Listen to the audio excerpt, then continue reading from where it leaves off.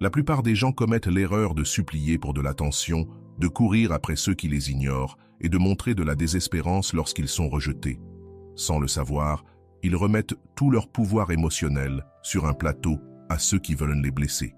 Mais les philosophes stoïciens maîtrisaient une technique redoutable, capable de plonger n'importe qui dans l'anxiété et le regret, sans élever la voix, sans se battre, sans se rabaisser. C'est la technique du froid, une méthode qui fait bien plus mal que n'importe quelle vengeance que tu pourrais imaginer.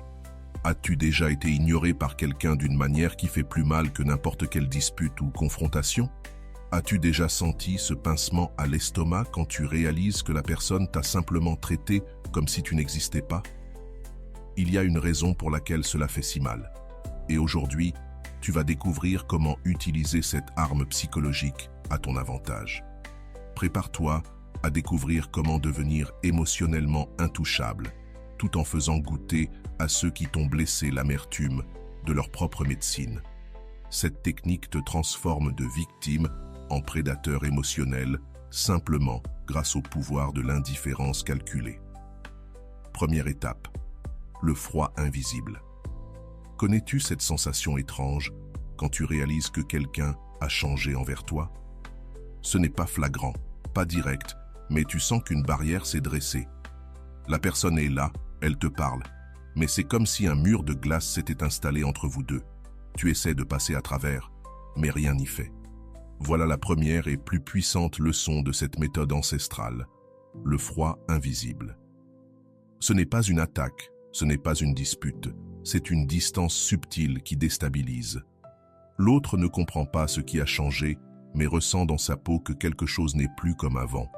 Peut-être l'as-tu déjà vécu, avec un ex qui soudain t'a traité comme un simple inconnu, ou avec un ami qui a cessé de partager ses confidences, physiquement présent, mais émotionnellement devenu étranger. C'est ça, la puissance dévastatrice du froid invisible. Pourquoi cela marche-t-il? Parce que cette technique touche le cœur même de la nature humaine. Nous sommes des êtres sociaux, nous avons besoin de chaleur et de connexion. Quand, sans prévenir, quelqu'un retire cette chaleur, notre cerveau panique. C'est comme une gifle invisible. Et la beauté de cette stratégie réside dans sa simplicité. Tu n'as pas besoin d'être cruel ou agressif. Il te suffit d'arrêter de donner cette énergie émotionnelle à laquelle l'autre s'était habitué. Tu ne souris plus de la même façon. Tu ne fais plus de petites attentions. Tu n'écoutes plus avec le même intérêt. Comme si tu avais une télécommande émotionnelle et que tu avais simplement baissé le volume. Ce changement subtil crée une anxiété immense, car l'autre ne sait pas identifier ce qui ne va pas. Il se met à se questionner intérieurement. Qu'est-ce que j'ai fait de mal? Pourquoi est-elle différente avec moi? Suis-je encore important pour elle? Ces doutes torturent bien plus que n'importe quelle dispute. Avant de continuer, si tu n'es pas encore abonné à ma chaîne YouTube, je t'invite à le faire dès maintenant. En t'abonnant, tu seras informé de toutes mes nouvelles vidéos, ce qui te permettra de ne rien manquer de contenu précieux. Le message est clair, même sans parole. Tu n'es plus une priorité dans ma vie émotionnelle. C'est une claque silencieuse pour ceux qui pensaient que ton attention était acquise. C'est comme priver quelqu'un d'oxygène émotionnel, lentement, sans qu'il puisse se plaindre, car techniquement, tu n'as rien fait de mal. La clé, c'est de rester poli, cordial, mais de supprimer toute intimité. Tu réponds quand on t'adresse la parole, mais tu n'inities plus la conversation. Tu souris, mais plus comme avant. Tu participes, mais sans rechercher la complicité. Et là, un phénomène puissant se produit. Plus l'autre tente de regagner ton attention, plus ton pouvoir grandit. Il envoie des messages plus souvent, il cherche à te plaire, il fait des efforts inhabituels. C'est l'inversion complète du jeu émotionnel. Et ce type de distance maîtrisée est bien plus efficace que n'importe quelle confrontation, car il n'offre aucune prise pour une dispute. Tu restes irréprochable en apparence, mais inaccessible en profondeur. Le froid invisible, en plus de déstabiliser l'autre, te protège. Au lieu de gaspiller ton énergie dans des conflits inutiles, tu te retires élégamment.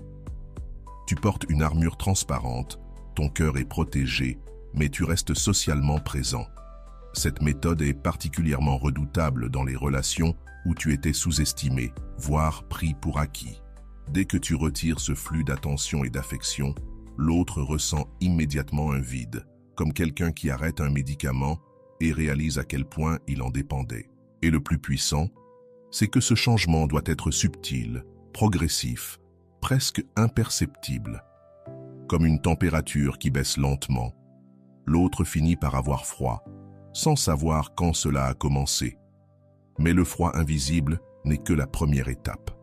La deuxième arme est encore plus dévastatrice, le silence calculé. Le silence, lorsqu'il est choisi, est bien plus puissant que 1000 mots. Ce n'est pas un simple mutisme, ni une bouderie, mais une absence volontaire de réponse, appliquée au moment où l'autre a le plus besoin de t'entendre. Et crois-moi, rien n'est plus douloureux. Pense à ce message important que tu as envoyé et auquel tu n'as jamais reçu de réponse. Ces heures, ces jours d'attente, ce vide, cette angoisse. Voilà le pouvoir du silence en action. Le silence calculé est une arme psychologique qui ne frappe pas de l'extérieur, mais qui fait exploser l'autre de l'intérieur, le forçant à affronter ses propres insécurités et à imaginer 1000 scénarios douloureux. C'est là que tu reprends le contrôle, non pas en criant, non pas en suppliant, mais en laissant l'autre s'emprisonner dans ses propres pensées. Le silence est une torture douce, invisible, mais implacable. Voilà comment les stoïciens transformaient leur vulnérabilité en force. En appliquant le froid invisible et le silence calculé, tu passes de proie à maître du jeu émotionnel. Quand tu retires ton attention et arrêtes de réagir, l'autre est obligé de faire face au vide que ton absence a créé. C'est à ce moment-là qu'il réalise à quel point il dépendait de ton énergie émotionnelle pour se sentir bien. Mais attention, il ne s'agit pas de ne plus jamais parler à cette personne. Il s'agit de choisir avec soin quand parler et quand te taire. C'est l'art de créer des pauses stratégiques qui donnent de la valeur à chacune de tes paroles. Quand tu parles tout le temps, tes mots perdent de leur poids.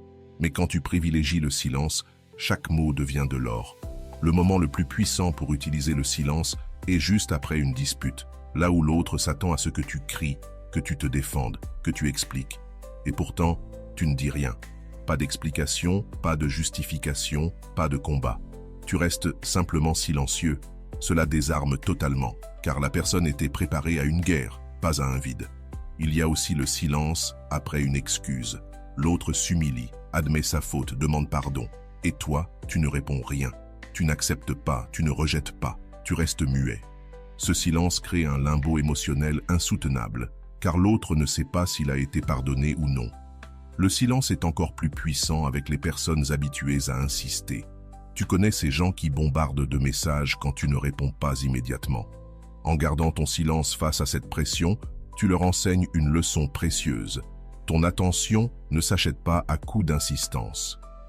Cette technique fonctionne aussi dans les groupes. Quand tu arrêtes de participer, de donner ton avis, de réagir aux provocations, ton absence vocale devient plus présente que ta voix. Les gens remarquent ton silence et en sont plus perturbés que par un flot de paroles. Le silence calculé secoue l'ego car il suggère l'indifférence. Et il n'existe rien de plus douloureux pour l'ego humain que de se sentir insignifiant. Ne pas répondre, c'est envoyer un message invisible. Tu ne vaux pas mon temps ni mon énergie. Mais le silence n'a pas seulement le pouvoir de déranger, il te protège aussi. Il t'empêche de dire des choses que tu pourrais regretter plus tard. Quand on est blessé ou en colère, il est facile de prononcer des mots irréversibles. Le silence, lui, te permet de reprendre le contrôle. Celui qui maîtrise le silence stratégique ne se rabaisse jamais, ne perd jamais sa dignité et ne donne jamais de munitions à l'autre. Il se retire du champ de bataille et laisse l'adversaire se battre contre le vent. On ne peut pas gagner une guerre contre quelqu'un qui refuse de combattre. Le silence crée aussi du mystère. Quand tu parles trop, les autres savent exactement quoi attendre de toi. Quand tu choisis tes mots et utilises le silence comme arme, tu deviens un mystère. Et les gens veulent toujours décoder ce qu'ils ne comprennent pas. Mais le silence n'est qu'un début. Pour devenir vraiment invincible dans les jeux émotionnels, il faut développer une compétence encore plus fine, l'art de l'indifférence calculée. La véritable indifférence ne peut pas être feinte, mais l'indifférence calculée peut s'apprendre et se perfectionner jusqu'à sembler naturel. C'est agir comme si l'autre n'avait plus aucun pouvoir sur toi, même si tu ressens encore quelque chose au fond de toi. C'est une performance si convaincante que toi-même, tu finis par y croire. Pense à la dernière fois où quelqu'un a essayé de t'humilier et que tu n'as pas réagi. Tu te rappelles la frustration sur son visage, l'impuissance de ne pas pouvoir t'atteindre. Voilà le pouvoir dévastateur de l'indifférence calculée, devenir immunisé contre le poison émotionnel. La différence entre ignorer par colère et être indifférent par choix est immense. Ignorer par colère montre encore une faille, car l'autre sait qu'il t'a touché. Mais l'indifférence, elle, dit clairement « Tu ne vaux même pas mon énergie, pas même ma haine. » Tout commence par ton langage corporel. Ce n'est pas détourner le regard, ni faire semblant de ne pas voir la personne. C'est la saluer poliment, mais avec la même neutralité que si tu croisais un livreur. C'est écouter sans poser de questions supplémentaires, être présent physiquement, mais absent émotionnellement. Ce détachement attaque directement l'ego. Tout le monde veut provoquer une réaction, qu'elle soit positive ou négative. Mais l'indifférence, personne ne la supporte. Quand tu traites quelqu'un comme s'il était insignifiant dans ta vie, tu détruis son pouvoir sur toi. La personne qui avait l'habitude de jouer avec tes émotions se perd complètement quand elle n'arrive plus à déclencher de réaction en toi. C'est comme si elle appuyait sur des boutons qui ne fonctionnent plus. La frustration qui en découle est énorme. Attention, la froideur et l'indifférence ne sont pas la même chose. La froideur est encore une réaction au mal, à la colère, à la déception. L'indifférence, elle, est l'absence totale d'émotion. Tu reconnais que l'autre est là, mais il ne déclenche plus rien en toi. Cette technique est terriblement puissante, surtout avec ceux qui cherchent toujours à être le centre de l'attention, que ce soit par le drame ou par l'excès d'affection. En cessant de nourrir ce cycle, tu coupes leur carburant. Et comme un feu sans bois, ils s'éteignent. Ce qui est fascinant, c'est d'observer leur escalade. D'abord, ils essaient d'être gentils pour retrouver ton attention. Quand cela échoue, ils deviennent plus agressifs, plus moqueurs. Et quand cela ne marche toujours pas, ils tombent dans le désespoir, parfois jusqu'à admettre des fautes qu'ils n'auraient jamais reconnues avant. L'indifférence calculée te protège aussi de toute manipulation émotionnelle. Plus de pouvoir aux moqueries, plus de pouvoir aux tentatives de te rendre jaloux ou de te culpabiliser. Tout rebondit sur toi. Au début, tu ressentiras encore de la douleur, de la colère ou de la déception, et c'est normal. Mais l'important, c'est que rien de tout cela ne se voit. Tu dois garder ton masque de tranquillité, même si à l'intérieur c'est la tempête. Avec le temps, l'indifférence qui était calculée devient réelle. Ton esprit finit par comprendre que cette personne ne mérite plus d'espace dans ta vie. Et c'est là que tu deviens vraiment libre. Celui qui maîtrise l'indifférence calculée ne perd jamais sa dignité. Il ne s'abaisse pas aux disputes. Il ne joue pas aux jeux émotionnels. Il ne se laisse pas provoquer. Il plane au-dessus du drame, comme s'il y était devenu totalement immunisé. Parfois, quand les autres veulent te provoquer, il suffit de garder ton calme pour qu'ils finissent par se lasser et tourner leur attention ailleurs. Mais l'indifférence n'est qu'une couche de cette technique puissante. Pour maîtriser véritablement l'art de devenir intouchable émotionnellement, tu dois apprendre à créer des espaces vides dans la vie de l'autre. Des brèches où se trouvait autrefois ta présence, mais qui deviennent désormais des rappels constants de ton absence. C'est ce qu'on appelle le vide intentionnel. Il y a une différence énorme entre être simplement absent et créer une absence qui fait mal. Le vide avec un but précis n'est pas une disparition totale, c'est une présence partielle qui laisse la sensation qu'il manque toujours quelque chose d'essentiel. C'est comme enlever une pièce maîtresse d'un puzzle et laisser ce trou visible en permanence. As-tu déjà ressenti ce manque quand quelqu'un qui faisait partie intégrante de ta vie est soudain devenu une ombre? Il est toujours là, toujours présent dans le même cercle social, mais il semble avoir retiré une part essentielle de lui-même. Et ce vide-là est encore plus douloureux qu'une absence complète. Le vide intentionnel consiste à identifier les rôles émotionnels que tu occupais et à te retirer volontairement de ces espaces. Si tu étais celui ou celle à qui l'autre venait se confier, tu n'es plus disponible. Si tu étais celui qui initiait toujours les conversations, tu arrêtes de le faire. Si tu étais celui qui se souvenait des dates importantes, tu développes une amnésie sélective. Cette technique est puissante, car elle crée une perte constante. L'autre ne t'a pas perdu entièrement, mais il a perdu les parties de toi qui lui étaient les plus précieuses. C'est comme si tu avais effacé certains aspects de ta personnalité, les plus valorisés, et cette absence déclenche un étrange désir pour quelqu'un qui est encore là. Le plus intéressant, c'est que le vide intentionnel oblige l'autre à reconnaître ta valeur. Quand tu occupais ces espaces, il ne réalisait pas combien il en dépendait, mais quand ces espaces se vident, il ressent intensément ton importance. C'est comme ne pas apprécier l'électricité jusqu'à ce qu'il y ait une coupure de courant. Pour appliquer cette technique efficacement, il faut tracer ton rôle exact dans la vie de l'autre. Étais-tu l'écoute, le conseiller, le réconfort, la joie dans les moments sombres? Une fois que tu l'as identifié, tu retires ce rôle, sans explication, sans annonce théâtrale. Le vide intentionnel fonctionne si bien parce qu'il n'ouvre pas la porte aux disputes. L'autre ne peut pas t'accuser de ne plus faire quelque chose qui, techniquement, n'a jamais été ton devoir. Tout ce qu'il peut faire, c'est ressentir le manque et vivre avec l'inconfort de cette absence. Ce processus inverse le rapport de force. Avant, tu étais toujours disponible, toujours présent pour combler ces vides émotionnels. Maintenant, c'est à lui de courir après ce qui lui manque. C'est à lui de chercher ailleurs ce qu'il trouvait facilement en toi. Ce basculement crée de l'instabilité et une frustration profonde. Le vide intentionnel a aussi une autre fonction. Il te protège. Quand tu es toujours le psychologue, l'animateur, le solutionneur de problèmes, tu deviens prisonnier de ces rôles.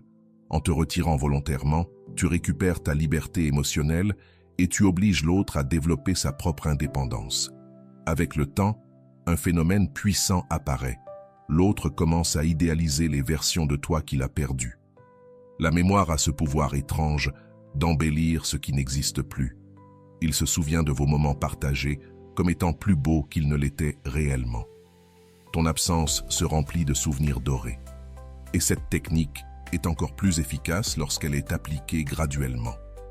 Il ne s'agit pas de disparaître d'un coup, mais de réduire petit à petit ta présence émotionnelle, permettant à l'autre de ressentir chaque vide, un par un. Car le vide intentionnel touche une corde sensible en chaque être humain, notre besoin de constance et de prévisibilité dans les relations. Quand quelqu'un qui s'est toujours comporté d'une certaine façon change soudainement, notre cerveau s'alarme et cherche à comprendre ce qui a changé, pourquoi nous avons perdu quelque chose que nous croyions acquis. Pour celui qui subit ce vide, c'est comme vivre entouré d'échos de ce qui existait autrefois. Il se rappelle combien c'était bon d'avoir ta présence, mais désormais, il doit vivre avec ton absence. C'est une forme de deuil émotionnel. Pleurer quelqu'un qui est encore vivant, mais devenu inaccessible. La force de cette technique réside dans sa subtilité. Tu n'es pas cruel, tu n'es pas agressif, tu ne crées pas de drame. Tu réorganises simplement tes priorités et tu retires ton énergie émotionnelle là où elle était gaspillée ou sous-estimée. C'est un geste d'autoprotection qui entraîne des conséquences puissantes. Mais créer des vides intentionnels n'est qu'une facette de cette stratégie. Pour la maîtriser totalement, il faut développer une autre arme, la froideur stratégique. La froideur stratégique n'est pas être naturellement froid. C'est la capacité à contrôler ta température émotionnelle comme un thermostat, à l'éteindre et la rallumer selon tes objectifs. C'est savoir rester calme quand l'autre attend une explosion de colère et faire en sorte que cela paraisse totalement naturel. Souviens-toi de la dernière fois que quelqu'un a essayé de se moquer de toi pour te faire réagir et que tu es resté parfaitement calme. Tu as vu la frustration sur son visage. Tu as vu comment il a intensifié ses provocations pour obtenir une réaction. Voilà la froideur stratégique en action. C'est comme être un mur de glace qui renvoie toute la colère qu'on t'envoie. La différence entre être froid par nature et utiliser la froideur stratégique, c'est que cette dernière est un choix conscient. Tu ressens l'émotion, mais tu choisis de montrer de la glace. Et ton jeu est si convaincant que même ceux qui te connaissent bien commencent à douter de savoir qui tu es vraiment. Cette froideur déstabilise parce qu'elle brise les attentes. Tu as toujours été chaleureux, expressif, réactif. Ton changement soudain crée un contraste brutal, presque choquant. C'est comme si tu étais devenu une autre personne du jour au lendemain, et cela provoque une grande anxiété chez ceux qui s'étaient habitués à ton ancienne version. Le timing est crucial. La froideur la plus puissante est celle qui apparaît précisément au moment où l'autre a le plus besoin de ta chaleur. Quand il vient chercher du réconfort, tu offres une politesse distante. Quand il attend de la complicité, tu donnes une neutralité cordiale. Quand il espère de la passion, tu réponds par une courtoisie glacée. Cette technique fonctionne parce qu'elle brise le réflexe humain de réciprocité émotionnelle. Normalement, on répond au feu par le feu, à l'affection par l'affection, à la colère par la colère. Mais quand tu réponds toujours avec une température émotionnelle basse, tu provoques un court-circuit dans le cerveau de l'autre. La froideur stratégique est particulièrement dévastatrice après des moments de grande proximité. Si vous avez partagé des instants intenses, des confidences, de la vulnérabilité, alors ta soudaine froideur est perçue comme une trahison. C'est comme si tu avais retiré tout ton investissement émotionnel de la relation. Pour appliquer cette technique avec maîtrise, il ne suffit pas de contrôler tes mots. Tu dois aussi contrôler ton langage corporel, ton ton de voix et la façon dont tu doses ton énergie émotionnelle. Ton langage corporel entier se transforme. Ton sourire devient plus contenu, ton regard moins chaleureux, tes gestes plus mesurés. Tu restes poli et cordial, mais tu retires toutes ces nuances qui rendaient ta présence spéciale pour cette personne. La froideur stratégique te protège des manipulations émotionnelles. Quand tu ne réagis plus avec chaleur aux tentatives de provoquer ta passion, ta colère, ta compassion ou tout autre sentiment fort, tu crées une armure émotionnelle impénétrable. Les tentatives de manipulation glissent alors sur la surface glacée que tu as construite. Ce qui est fascinant, c'est d'observer comment les autres essaient de briser cette froideur. D'abord, ils tentent d'être plus affectueux, comme si un excès d'attention pouvait te réchauffer. Quand cela ne fonctionne pas, ils passent aux provocations, cherchant à te faire exploser de colère. Et lorsque même cela échoue, vient la désespération. Des tentatives dramatiques pour obtenir une réaction émotionnelle forte. Cette technique crée une inversion de pouvoir spectaculaire. Avant, tu étais peut-être celui qui montrait le plus d'émotions, qui se souciait le plus, qui s'exposait le plus. Désormais, c'est toi qui gardes le contrôle, toi qui dictes la température émotionnelle des échanges. Et cela déstabilise profondément ceux qui s'étaient habitués à ton ancienne version. La froideur stratégique oblige aussi l'autre à affronter ses propres sentiments. Puisque tu ne renvoies plus d'énergie émotionnelle, il doit désormais gérer seul ce qu'il ressent. C'est comme si tu avais effacé l'écho de ses émotions. Il ne reste plus que son propre sentiment résonnant dans le vide que tu as créé. Avec le temps, cette froideur calculée devient naturelle. Ton cerveau s'adapte à ce nouveau schéma et maintenir ce calme émotionnel demande de moins en moins d'efforts. Tu rééduques ton système émotionnel à fonctionner à un autre niveau d'intensité. Celui qui maîtrise la froideur stratégique ne perd jamais le contrôle. Il ne se laisse pas emporter par ses impulsions, ne prend pas de décision sur des émotions passagères et surtout, il ne donne jamais aux autres le pouvoir de modifier son état intérieur. C'est comme être le capitaine d'un navire qui avance sans encombre, même au milieu des tempêtes. Mais la froideur n'est qu'un outil dans cet arsenal émotionnel. Pour compléter ta transformation, il faut développer quelque chose d'encore plus subtil. La capacité de communiquer le mépris sans jamais avoir à prononcer une seule parole blessante. C'est ce qu'on appelle le mépris élégant. C'est l'arme la plus sophistiquée de tout arsenal émotionnel.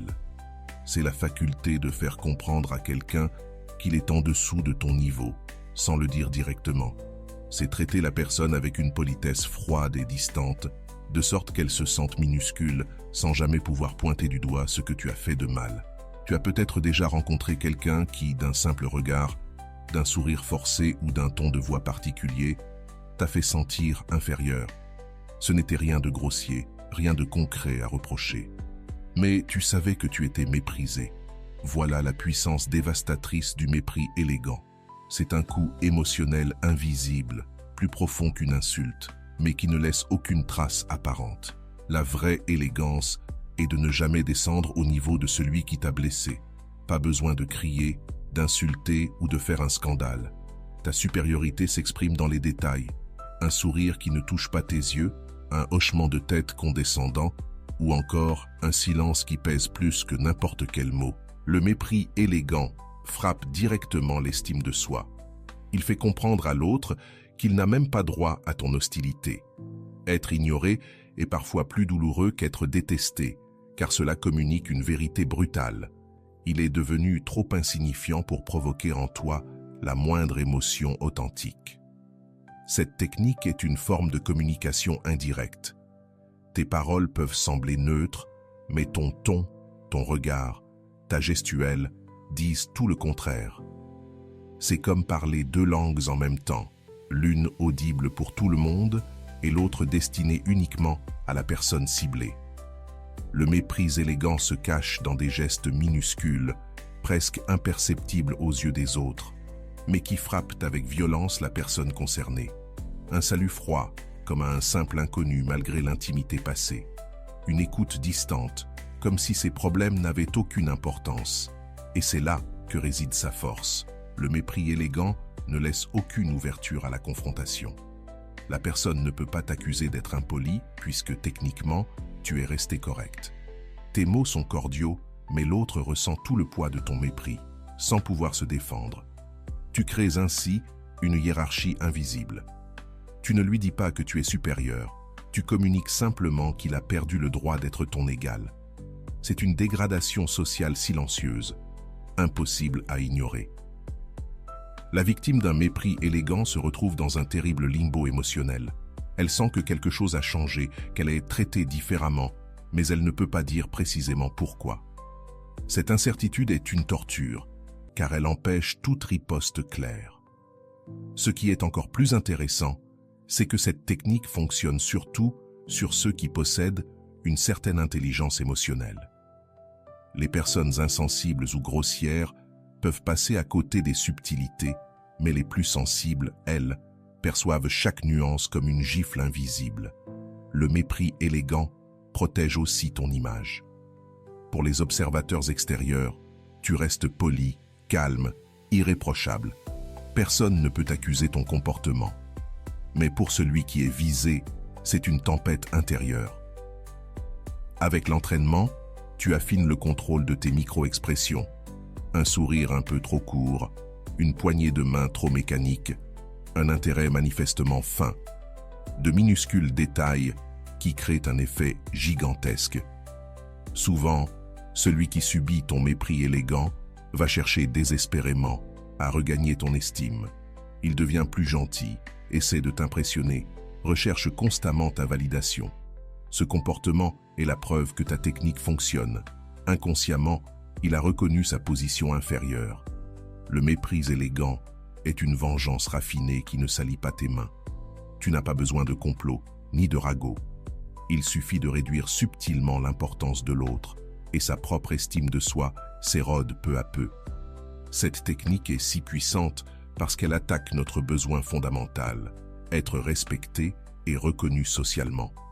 Quand quelqu'un qui nous valorisait auparavant commence à nous traiter avec un mépris poli, cela secoue notre identité. C'est comme perdre un miroir qui nous faisait nous sentir uniques. Désormais, ce miroir ne reflète plus qu'une indifférence glaciale. Le mépris élégant, enfin, établit des limites fermes, sans jamais avoir besoin de les dire. Tu communiques clairement. Cette personne a franchi une ligne et elle ne sera plus jamais traitée de la même manière. Certaines lignes sont franchies et la personne perd des privilèges dans ton monde émotionnel. C'est une leçon de conséquence, enseignée de manière subtile mais extrêmement efficace. Celui qui maîtrise cette technique ne perd jamais sa classe, ne s'abaisse jamais et ne donne jamais de munitions pour être attaqué. Il se contente de réorganiser son échelle de valeur sociale et place certaines personnes à des positions moins privilégiées. C'est un pouvoir silencieux, mais dévastateur. Mais le désintérêt élégant n'est qu'une partie de la stratégie. Pour compléter ta transformation émotionnelle, tu dois développer la capacité d'utiliser tous ces éléments ensemble, dans une forme de vengeance totalement silencieuse, mais bien plus destructrice que n'importe quelle représaille ouverte. La vengeance silencieuse. La vengeance silencieuse est la forme la plus raffinée de règlement de comptes émotionnels. C'est le moment où tu fais payer une personne pour ce qu'elle t'a fait, sans qu'elle ne réalise qu'elle est punie. C'est une justice qui se déroule dans l'ombre, où tu es à la fois juge, jury et bourreau. Mais la sentence est appliquée avec une subtilité telle qu'elle ressemble à une coïncidence du destin. As-tu déjà ressenti cette étrange satisfaction lorsque quelqu'un qui t'a blessé commence à récolter exactement ce qu'il a semé sans que tu n'aies eu besoin de lever le petit doigt? Quand la vie semble lui renvoyer ses propres actes, mais multipliés par 10, c'est là que la vengeance silencieuse agit. Tu ne crées pas le désastre, tu retires simplement ton soutien. C'est comme enlever un parapluie au moment précis où la pluie commence à tomber. Tu n'as pas créé la tempête, tu as seulement cessé d'offrir ta protection. Le véritable pouvoir de cette technique réside dans ta patience. Là où d'autres explosent, crient ou tentent une vengeance évidente qui finit par se retourner contre eux, toi, tu te retires stratégiquement et tu attends. Car tôt ou tard, la personne aura besoin de ce qu'elle a détruit en te blessant. La vengeance silencieuse fonctionne parce que la plupart des gens ne comprennent la valeur de ce qu'ils possèdent qu'une fois qu'ils l'ont perdu. Quand tu étais là, à soutenir, protéger, apporter ton énergie, tout paraissait naturel, acquis, garanti. Mais dès que tu retires ton appui, la personne découvre l'immense vide que ta présence remplissait. Comment appliquer cette vengeance?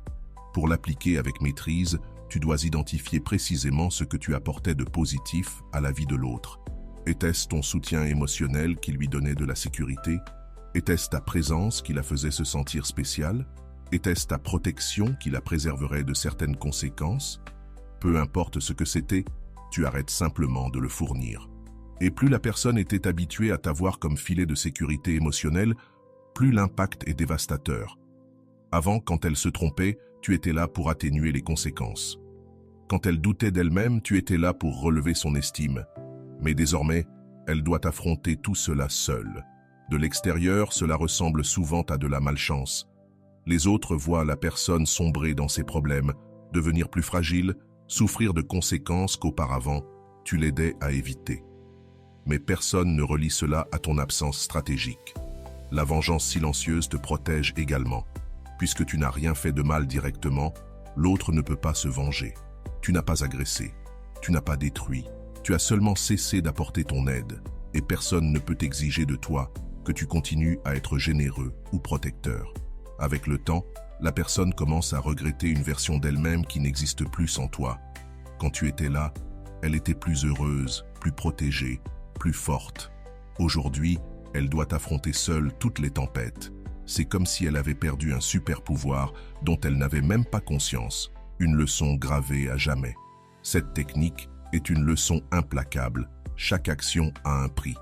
Blesser ceux qui se souciaient réellement de toi entraîne une perte de privilèges. C'est une éducation émotionnelle infiniment plus marquante que n'importe quelle dispute ou confrontation. La vengeance silencieuse force aussi l'autre à développer des ressources intérieures qu'il n'avait jamais eu besoin d'utiliser tant que tu étais là. C'est comme retirer les petites roues d'un vélo. Il devra apprendre à trouver son équilibre seul ou tomber encore et encore jusqu'à ce qu'il y arrive. Et pour toi, la satisfaction est profonde. Tu n'as pas eu besoin de salir tes mains, ni de comploter, ni de perdre ton énergie dans la haine. Tu t'es contenté de t'éloigner et de laisser la vie s'occuper du reste. C'est aussi une forme d'autopréservation. En retirant ton énergie de ceux qui n'ont pas su l'apprécier, tu protèges tes ressources pour les investir dans des relations et des situations qui en valent réellement la peine. Tu réorganises ton portefeuille émotionnel en cessant d'investir dans ce qui ne génère que des pertes. Le vrai pouvoir. Contrairement aux autres formes de vengeance qui brûlent vite et se retournent souvent contre celui qui les pratique, la vengeance silencieuse peut durer aussi longtemps que tu le décides. C'est un pouvoir permanent que tu exerces simplement en étant plus disponible comme avant. Celui qui la maîtrise n'a jamais besoin de se justifier, ni d'expliquer, ni de se défendre. Il se contente de réorganiser ses priorités et la vie elle-même montre aux autres le prix qu'ils ont payé en te blessant. Mais tout cela n'est qu'une préparation. Le véritable objectif, c'est d'atteindre un état de puissance émotionnelle si absolu que tu deviens totalement invulnérable aux jeux et manipulations des autres. Le domaine ultime, la maîtrise totale. La maîtrise totale ne consiste pas à contrôler les autres, mais à avoir un contrôle absolu sur toi-même. C'est atteindre ce point où personne ne peut plus t'énerver, te manipuler ou t'abattre, car tu as construit un bouclier émotionnel impénétrable. C'est devenir le maître complet de ton monde intérieur. Et lorsque tu atteins ce stade, quelque chose de magique se produit. Ceux qui pouvaient autrefois te déstabiliser facilement deviennent impuissants face à ton calme inébranlable. C'est comme si tu étais devenu totalement immunisé contre leur poison. Les attaques émotionnelles qu'ils essaient d'injecter en toi n'ont plus d'effet. Les mêmes moqueries qu'avant glissent désormais sur toi et rebondissent comme sur un mur de marbre. Ce que tu as atteint, c'est le dominio total, le résultat naturel d'avoir pratiqué toutes les techniques précédentes jusqu'à les transformer en une seconde nature. Le froid invisible, le silence tortueux, l'indifférence calculée, le vide intentionnel, la froideur stratégique, le mépris élégant et la vengeance silencieuse se fondent maintenant en une seule et même personnalité, puissante et inébranlable. La personne qui atteint ce degré de maîtrise n'a plus besoin de feindre la force. Elle est réellement devenue forte. Elle n'a plus besoin de calculer ses réactions. Elle coule naturellement d'un lieu de puissance intérieure. C'est comme obtenir un diplôme à l'université des émotions et devenir maître de toutes les disciplines. Et ce qu'il y a de fascinant, c'est que ceux-là même qui t'ont blessé finissent par t'admirer. Ils reconnaissent, même inconsciemment, que tu es devenu ce qu'ils aimeraient être. Ta transformation, d'une victime en une personne émotionnellement invincible, suscite à la fois le respect et l'envie. À ce stade, tu n'as plus besoin de prouver quoi que ce soit à qui que ce soit. Tu n'as plus besoin de l'approbation extérieure pour te sentir bien. Tu as trouvé en toi une source inépuisable d'estime personnelle. Les tentatives de manipulation deviennent transparentes. Tu les vois venir de loin. Tu détectes les pièges avant même d'y tomber, comme si tu avais développé un radar émotionnel. Une personne qui atteint ce niveau devient extrêmement attirante aux yeux des autres. Il y a quelque chose de magnétique chez celui ou celle qui ne peut être brisé, qui reste digne et maître de soi, même dans les situations les plus difficiles. C'est une force naturelle qui attire les personnes équilibrées et éloigne les personnes toxiques. Dès lors, tu cesses de te préoccuper de ce que pensent les autres, car tu sais exactement qui tu es. Tu ne cherches plus à plaire à tout le monde, car tu comprends que c'est impossible et inutile. Tu ne perds plus ton temps à te justifier, car tu sais que ta paix intérieure vaut bien plus que l'approbation de quiconque. Cette maîtrise totale change aussi ta façon de choisir tes relations.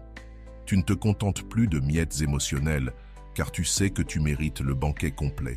Tu ne tolères plus le manque de respect, car ton estime de toi n'est plus dépendante de la présence de quelqu'un d'autre. Et les autres le sentent. Ils perçoivent que quelque chose a profondément changé en toi et qu'ils ne peuvent plus utiliser les vieilles tactiques. Tu as changé les règles du jeu, et désormais tout le monde doit s'adapter à tes règles. Avec le dominio total, beaucoup de tes problèmes relationnels disparaissent naturellement. Les personnes toxiques s'éloignent d'elles-mêmes, incapables d'absorber ton énergie. Les personnes équilibrées, au contraire, sont attirées vers toi. Tu arrêtes de gaspiller ton temps et ton énergie dans des situations stériles. Un filtre naturel se développe en toi, te permettant d'identifier immédiatement ce qui vaut la peine et ce qui n'en vaut pas la peine.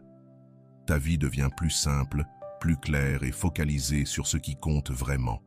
Mais le dominio total ne signifie pas devenir une personne froide et insensible.